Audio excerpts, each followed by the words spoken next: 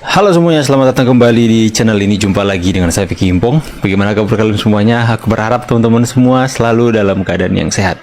Seperti biasa kita akan kembali lagi menyaksikan berita politik yang terkini hari ini. Semoga ini bisa memberikan manfaat dan menghibur teman-teman semua di rumah lewat pemberitaan politik yang saya sajikan, yang sekalian mungkin ini bisa memberikan edukasi kepada kalian tentang perpolitikan di tanah air. Sebelum kita masuk ke dalam pemberitaannya, saya mau memberikan laporan dulu kepada teman-teman bahwa untuk hari ini ketika saya upload video ini itu sudah terkumpul kontribusi dari teman-teman itu sudah senilai 1.400.000 dari 14 juta dana yang saya butuhkan untuk pergi ke Solo menemui Bapak Jokowi bersama dengan konten kreator lainnya. Buat teman-teman semua yang luar biasa yang sudah membantu saya untuk meringankan biaya perjalanan ke Solo, saya ucapkan banyak terima kasih. Semoga dilancarkan semua apa yang menjadi urusan pekerjaan dan rezeki melimpah buat kalian semua yang sudah memberikan berkat sedikit untuk membantu saya ke sana, teman-teman. Itu sangat berarti sekali kontribusi teman-teman, berapapun yang kalian berikan. Doa saja dari kalian itu sudah sangat saya hargai, teman-teman. Oke teman-teman ya, kita akan segera membahas berita tentang ternyata hari ini sudah mulai terbongkar satu persatu media yang dibiayai asing. Kalian sudah tebak siapa satu? Tentu saja media tempe.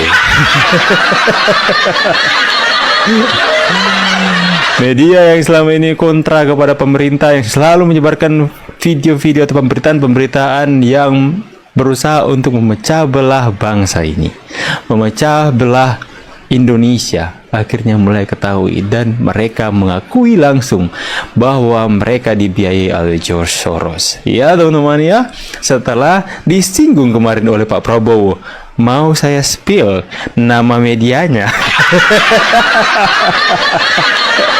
Udah mulai ketahuan teman-teman ya. Udah mulai ketahuan belang mereka. Ya, akhirnya mulai hari ini saya memberikan berita kepada kalian bahwa sudah ada 27 media lokal yang dibiayai asing.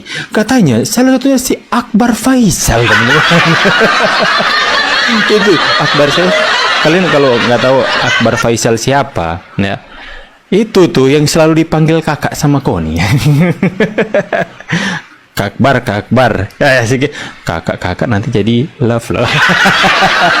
Just kidding ya, bercanda kita. Aduh, coba kita bahas dulu beritanya teman-teman. Nah teman-teman tahu nggak metode yang dilakukan George Soros di tahun 98, di tahun 97 di Jepang, Dengar di ya? Malaysia, itu juga akan segera di copy paste di Indonesia. Karena sekarang media yang sudah dikangkangi oleh George Soros itu bukan lagi 3 biji. Kemarin gue bilang 3 biji. Per hari ini sudah bertambah datanya dari yang cuma 3 biji, sekarang udah jadi 27 media lokal di Indonesia yang dikuasai oleh George Soros. Dan kalau lu lihat isinya sama. Media-media lokal yang dikangkangi oleh George Soros di India isinya apa? Penghinaan, pelecehan, hoax, membangun ketidakpercayaan terhadap pemerintahan Modi. Tapi untungnya ya rakyat di India itu cukup pintar dan pemerintah Modi cukup pintar untuk melawan program-program cuci otak, program-program adu domba George Soros. Nah itulah hebatnya India dibanding Indonesia. Orang India semuanya udah pada aware nih dengan serangan George Soros. Tapi di Indonesia sampai detik ini tidak ada media yang berani mengabarkan tentang masuknya George Soros untuk mengadu domba bangsa Indonesia. Lu tahu nggak sih media mana yang sudah dikuasai oleh tangan-tangan iblis ini? Kita harus dukung atau tidak? Jujur aja ya, kalau tahun 97-98 George Soros masuk, gue yakin mayoritas dari kalian setuju bahwa George Soros ngasih duit, membiayai orang-orang yang demo, membiayai kehancuran rupiah, membiayai media-media itu. Gue yakin banyak orang Indonesia yang setuju. Tapi hari ini gue mau nanya sama lu detik ini, lu rela nggak kalau tahun 97-98 itu terulang lagi di Indonesia? Lu rela nggak kalau George Soros menguasai organisasi politik yang ada di Indonesia yang hobi demo itu? Lu rela nggak media-media kita itu digerakkan untuk menggulingkan pemerintahan yang sah? Ya, tapi tenang saja teman-teman ya. Saya percaya rakyat Indonesia sudah menyadari hal ini, sekalipun seperti yang dia katakan abang tadi, nggak ada media yang berusaha untuk melawan media nasional yang mau melawan atas tangan-tangan iblis dari George Soros ini, teman-teman. Kalian bayangkan nggak? Itu penggiringan opini yang mereka lakukan dengan propaganda, konspirasi, berita-berita hoax yang mereka sebarkan itu berhasil memancing kemarahan beberapa orang yang tidak mempunyai filter, yang hanya menelan mentah-mentah berita-berita hoax yang mereka giring, teman-teman, untuk membenci pemerintah. Dan hari ini kalian sadar atau nggak sadar, mereka sedang melancarkan aksinya, teman-teman. Mereka sedang mau mengacau balaukan Indonesia. Dan jangan-jangan soal kepala babi kemarin di Tempo itu adalah skenario mereka sendiri, guys.